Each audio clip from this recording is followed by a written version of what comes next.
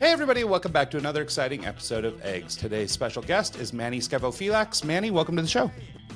Ryan and Mike, thank you for having me. Yeah, Absolutely. no worries.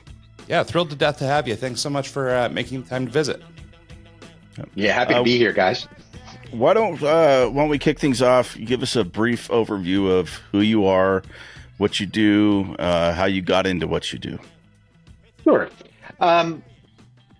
I work as a business advisor for the past 20 years, so I guide business owners on maximizing profits and overcoming growth challenges.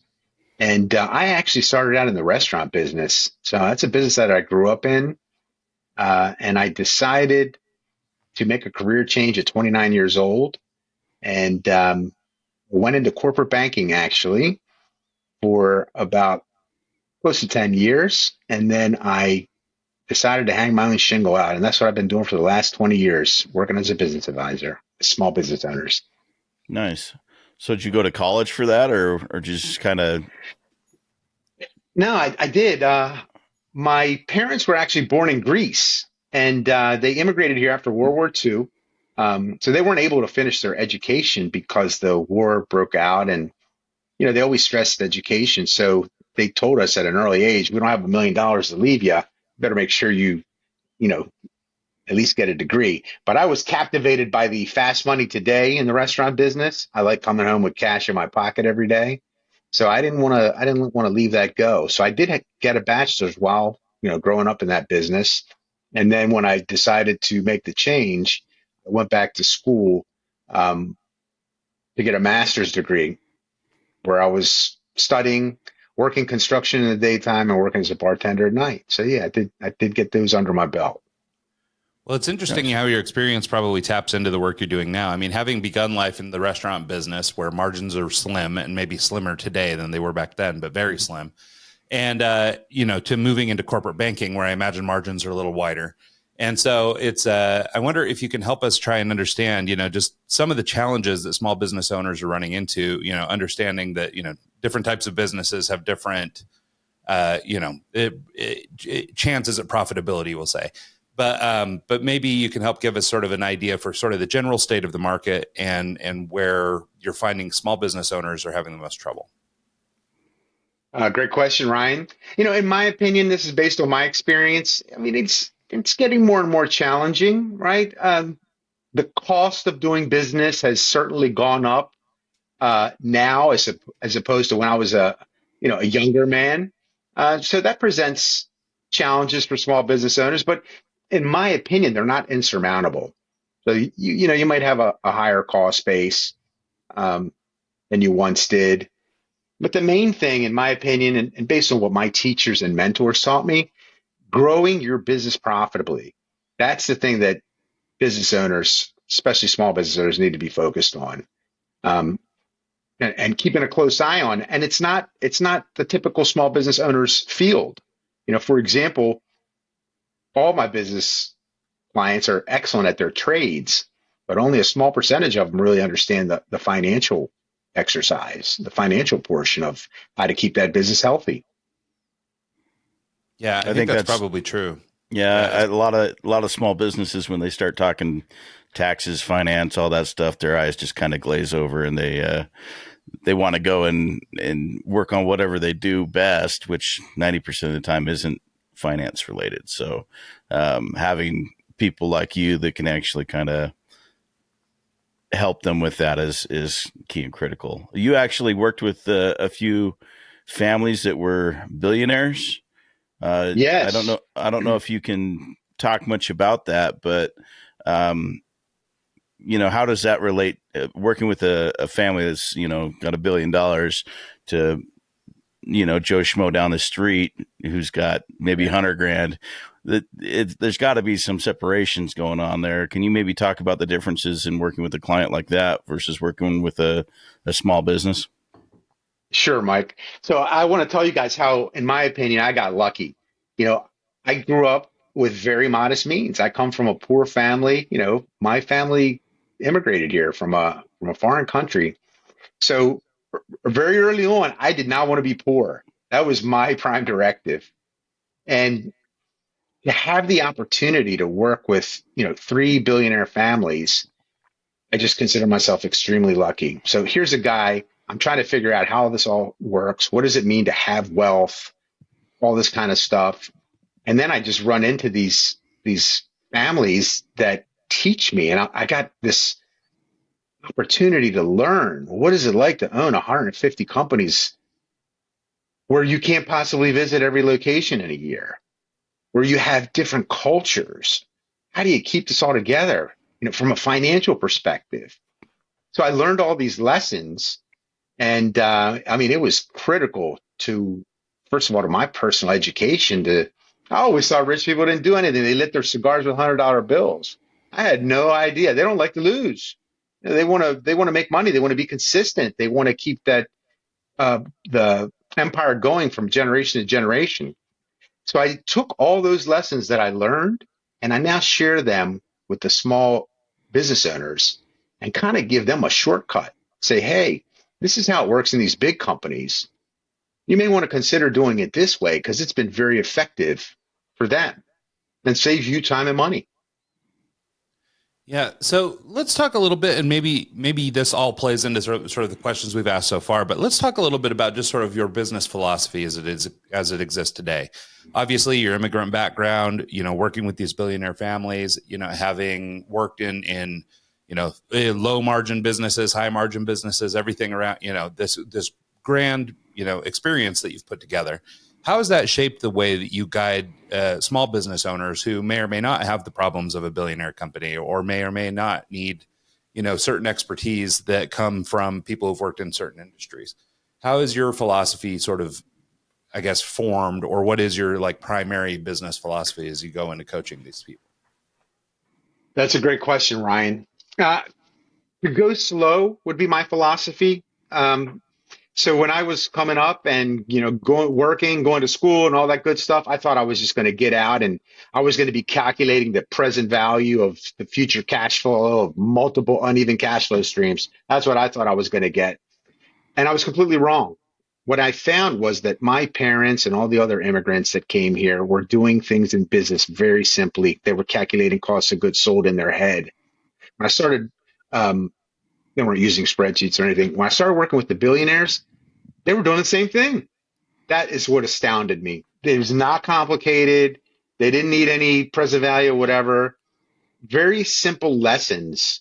Same lessons that my immigrant folks and mentors were using to keep these business empires, healthy, thriving, and moving on from generation to generation. So that impacted me.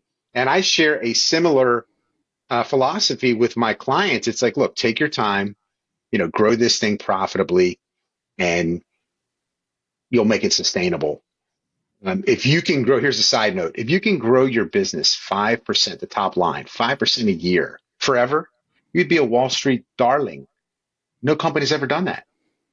But we get enthralled with, I gotta double the size of this company this year.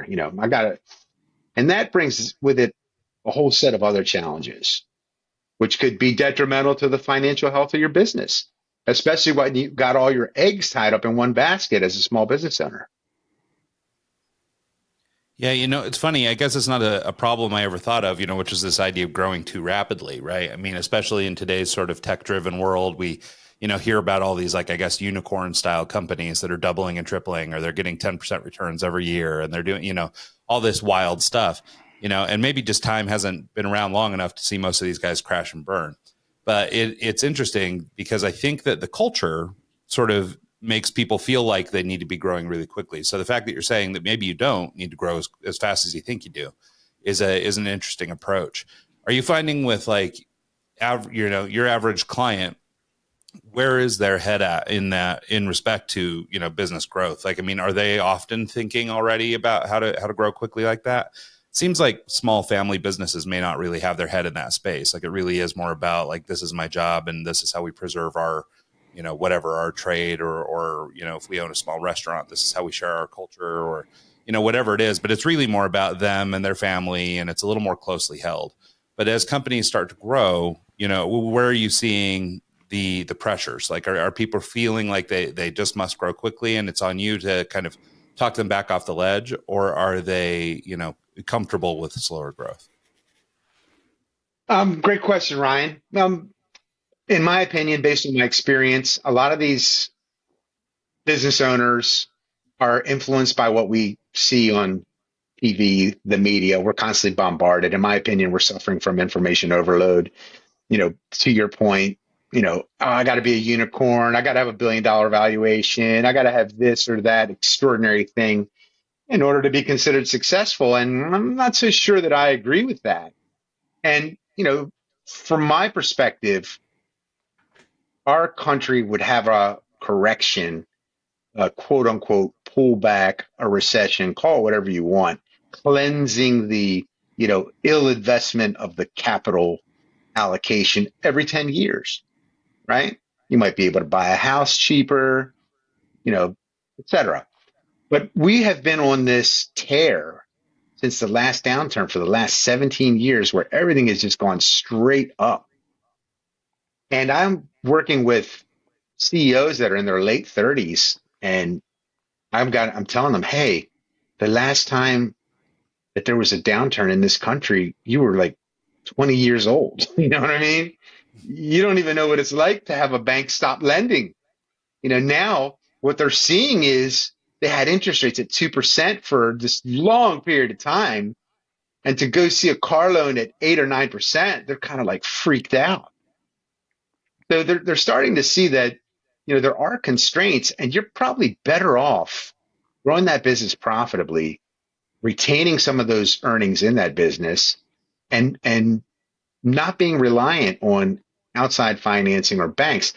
I feel so strongly about it. I wrote a book which got published a week ago. It's called Ultimate Profit Management.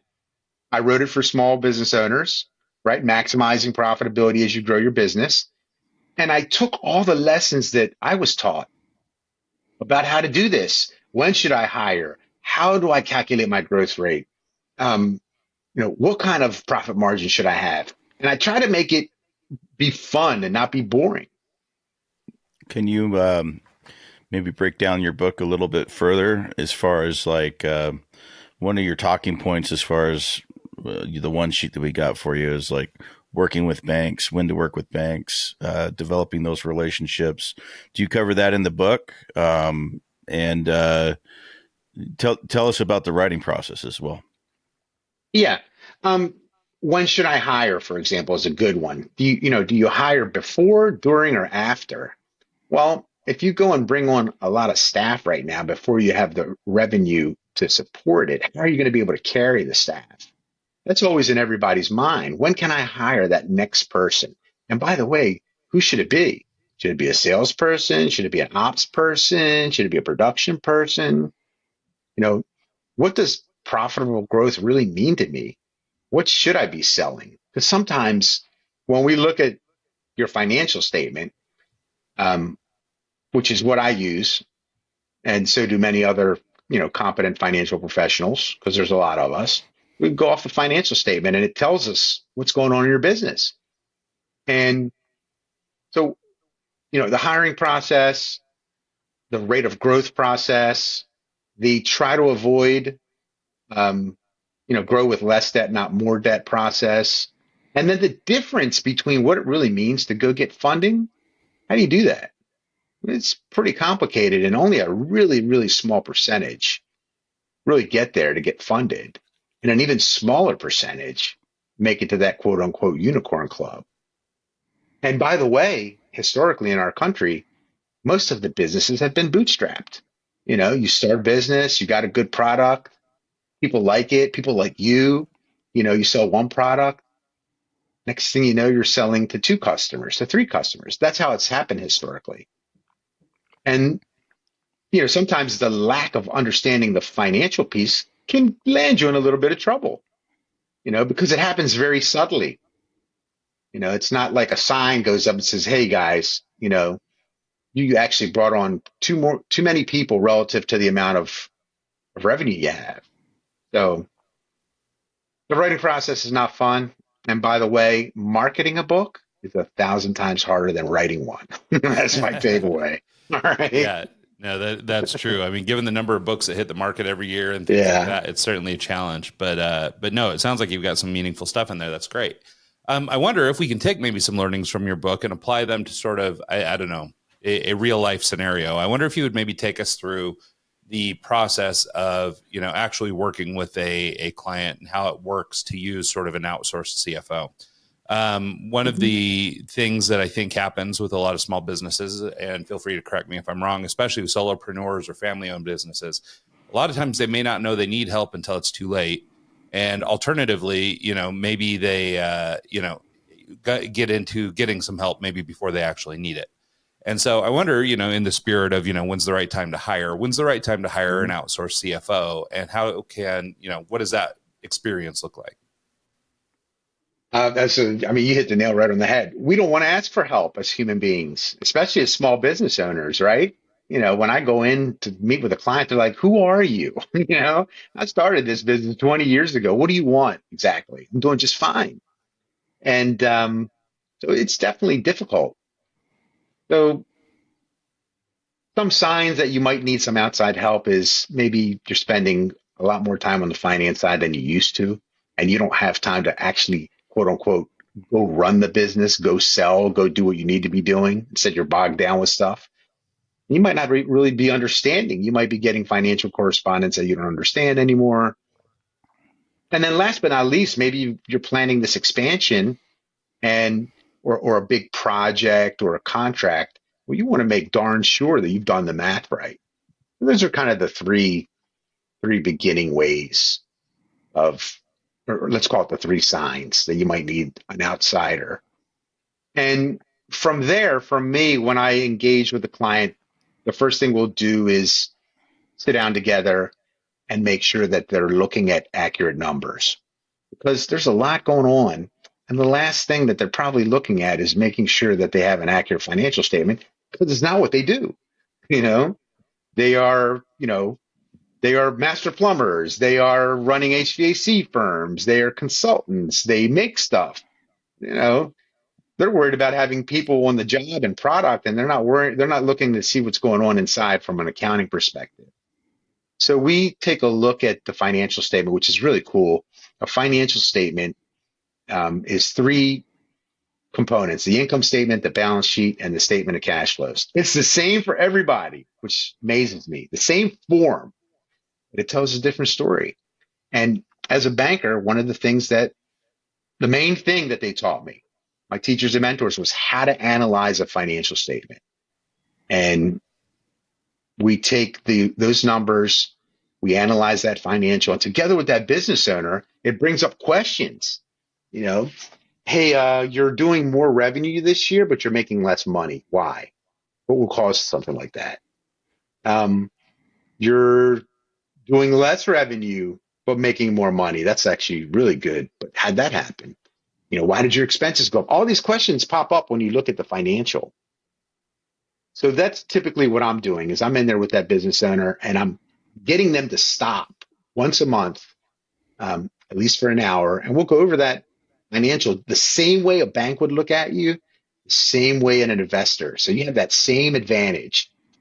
And then you're able to take action before negative trends really take hold. That's the main thing. So you mentioned an HVAC company, for example. A lot of those guys, accounting isn't their wheelhouse. They're, like you said, they're out doing the job, installing the air conditioner, et cetera, et cetera. A lot of them, you go and look at their books and they're commingling accounts. They're, taking deposits from on their personal account and then whatever. It's like their books aren't the cleanest. Do you come in and kind of help them do all that as well? Or are you just trying to get the broad overview, send them to an accountant, and then getting their cash flow statement that you can look at? Do you ever participate in the day-to-day stuff, or are you just kind of an overseer and you try and read the tea leaves once everything's kind of put together? Yeah, great question, Mike. So in an emergency situation, if I go and talk to a client and I see that they don't have their numbers right and they're having a problem with some cash, let's say, I will definitely be prepared to step in and help. That's not generally what I do. I would recommend either using, their existing accounting firm, or we could hire something called, a bookkeeper or an outsourced controller to keep the books nice and tidy. Now, I am in on a day-to-day basis. I'm just focused on different things, right? I'm working on um, costing, right? Pricing, um, playing the advocate if you're trying to take a new product to market. Is it going to work? Is it going to be well received? How much are you going to make on it from a gross profit perspective?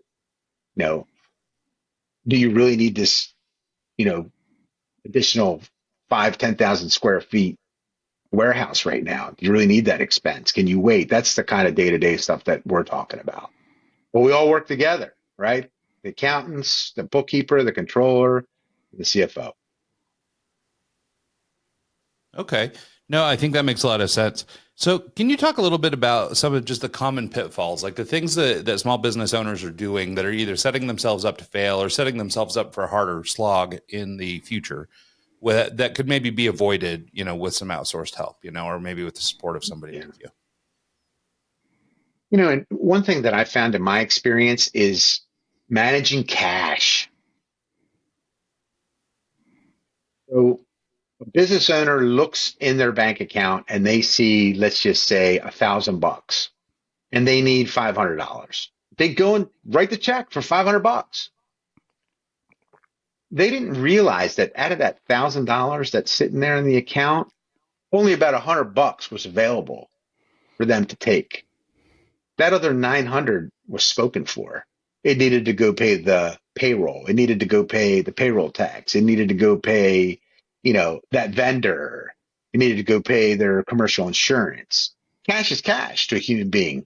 I needed 500. I got 1,000 in my account. Going to go withdraw it. Well, a week later, they needed, payroll or whatever expense. They don't have the money because they took that 500. So it's the differentiation and understanding. You might have $1 million in the bank today, but you need 990,000 of it to pay your accounts payable, your rent, and your insurance due. That's the delicate balance. And that's where you can run into trouble real fast. Yep, that's understandable. This is one of those topics that, there's a lot of nuance behind it. And I'm sure you go into the nuance and the details in your book. Can you break down like the first topic that you cover in your book and why you made that a priority to talk about? Yeah. The first thing was the difference between bootstrapping a business, which is a very old concept, and getting funded, because there's so many different opinions and perhaps confusion. What does that really mean? I'm going to go find some investors. Well, it's an easy statement to make, but when you get down to it, it is extremely difficult to go bring a stranger into your business, ask them to put their capital in there, and then you want to tell them what to do. So that was the first topic, was explaining the difference between bootstrapping, growing that business slowly, profitably, and you being the boss and 100% in control of the decision making, versus maybe you got to give up control and listen to somebody else if you want to take some stranger's money. That was the difference. And in my opinion, I decided to focus on bootstrapping. So the rest of the book follows, hey, if I'm a business owner, just like everybody else out here trying to come up, how would I do this on my own? How would I bootstrap it? Yeah, I appreciate that, because both Ryan and I have kind of bootstrapped everything that we do. Is, we don't really go out and try and get outside funding unless absolutely necessary. And in today's market with the high interest rates, it's almost like a lot of people don't want to. Congratulations, guys. Yeah, thank you. It's a big deal. It's a big deal. What are your thoughts on taking outside investment these days with the current the way the market is. I mean, in some scenarios, it's a necessity. Like if you really want to grow, you need to. But at the same time, if you can bootstrap it and do it on your own, that's kind of our approach. But would you in this economy take outside capital? Well, I'm going to expose my own personal opinion here, right? There's 8 billion opinions on the planet. You know, I studied finance. I've been working as an advisor. I've seen, both sides of this. First of all, Mike and Ryan have to have a business model that lends itself well to outside investors wanting to put their money in. Okay. Because they're in it for one thing. They're in it to make money. They don't want to, they've got quarterly goals they want to hit. They don't want to hear any excuses. It's pretty strict. But the main thing is we all love our businesses, right? Our businesses are the greatest. That's what everybody says. But do you have the potential in that business, to attract an outside investor? It's really a small percentage of businesses. And generally, as Ryan was saying earlier with tech, it's usually a tech business that you can use computers and technology and have a global audience. When these investors hear about global potential, that kind of gets, the saliva going. When they hear about growing 5 or 10% a year, then maybe not so much. So to answer your question directly, my preference would be to try to maintain my own independence and sustainability over the long term than to have to go that route, because it's really difficult. It's really difficult to be successful. Yeah, Yeah. no. Banks, if I may say, banks are another story. I touch on that. There's a lot of jokes. They're not that funny, but that's part of the lessons that you're taught in a bank. Lesson number 1, a banker will only lend you his umbrella when it's sunny out. So I have clients that are like, I'm like, look, you're lucky, you were able to get a commercial line of credit, because it carries an attractive interest rate, right? As opposed to using a credit card at 30%, right? You got a bank line of credit. You got to, keep your banker updated, all that good stuff. But if you lose money, I have clients say, it's okay. I'm just going to go to the bank. They'll lend me another $1 million. I'm like, no, they won't. You know what I mean? If Ryan and Mike's business was profitable and the bank gave you a line of credit, everything's going fine and dandy, and all of a sudden you guys lose money and you think that you're going to go to the bank and get, they'll lend you money to get you out of the jam, they're probably not going to. So that's why you're better off, staying independent, bootstrapping yourself.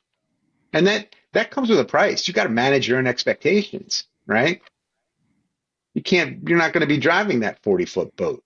You're not going to be hunting, on your, 1,000-acre ranch, right? There's trade-offs here. Sure. Yeah, but if you can do it all on your own and not have that overlord and that 30% interest rate, chasing you every month, I would much rather prefer that than the alternative, having the boat and, making the 30% interest rate payment every month, I'm telling you, I'm impressed. You guys know your finance. This should be the Mike and Ryan finance show.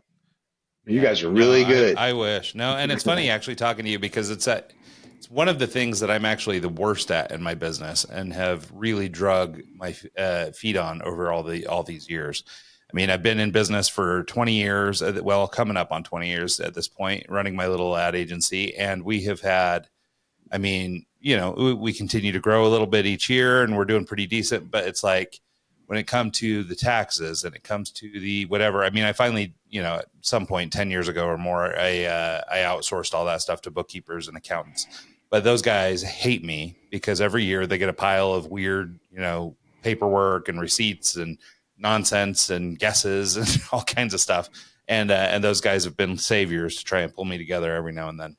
One last topic I'd like to get into with you, if you don't mind, is preparing a business for sale. So I think a lot of these businesses, especially the family businesses and things like that. Sometimes your kids want to go into the business, sometimes they don't, and there may be cause to sell it down the road. Sometimes you start a business with the intention of selling it. But there's things that small business owners do that tend to make businesses less sellable. And so I wonder if you talk a little bit about just, preparing a business for sale, largely on the financial side, of course, what you would need to make sure you're taken care of, to make sure your business is ready for sale. Yeah, that's a good one. I actually dedicated a chapter to one to valuation because I'm asked that all the time. Hey, what's my business worth? Which I absolutely hate answering that question. Then the other one is, how do I sell this thing? So, in my opinion, based on my experience and what my teachers and mentors taught me, you got to treat that business like it's for sale every day. Um, and you have to have a reasonable idea of when you want to exit. You can't just wake up one day and say, I'm going to sell this business. It doesn't work that way. You probably need 2 to 3 years is the rule of thumb from the experts to prepare a business for sale. And then, as you said, Ryan, who's going to buy it? That family business model, that really is a challenge because your kids did not.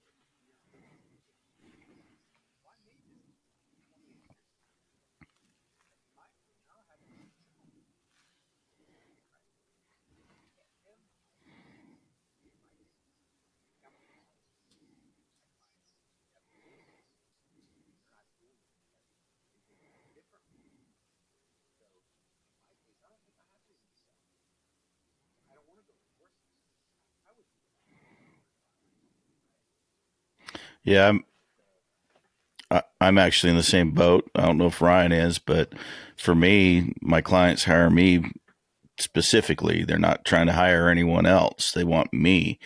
And so for me to sell my business, all I could really do is break apart my equipment and sell it.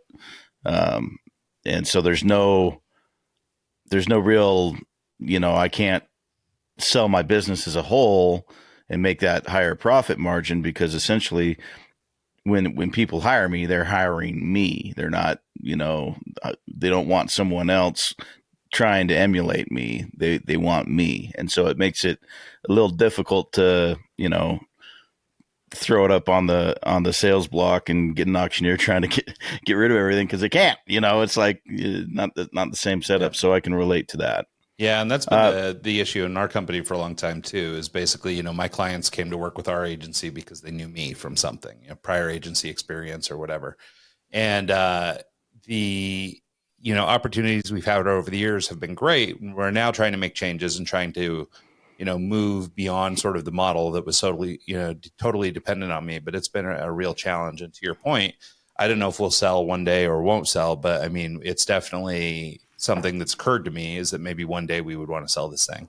And so for us, we've got a lot of legwork to do to transition from sort of that solopreneur kind of operation to where we're a real business that makes real revenue that, somebody could then take over, so it's a real challenge to your point. So Manny, yes. Oh, I was just going to say, we enjoyed this conversation. We're kind of at that point. Do you want to tell people how they can get a hold of you, how they can get a copy of your book, website links, LinkedIn, whatever else you want to share? Yeah, I appreciate it. So my book is available on Amazon. Just type in Ultimate Profit Management and you'll see it pop up. And my website is Portal CFO, PORTALCFO.com. Awesome. And I got a lot of cool stuff there. Excellent. Well, we'll be happy to share it, Manny, and drive some people your direction, I hope. And anybody who's looking out for some support on the outsourced CFO side or just trying to get your financials back in order, give Manny a shout. So thanks so much, Manny. We really appreciate you taking the time to visit with us. Yeah, Mike, Ryan, thank you. I enjoyed being with you guys today. Absolutely. And thanks so much to everybody who tunes into the show this week and every week.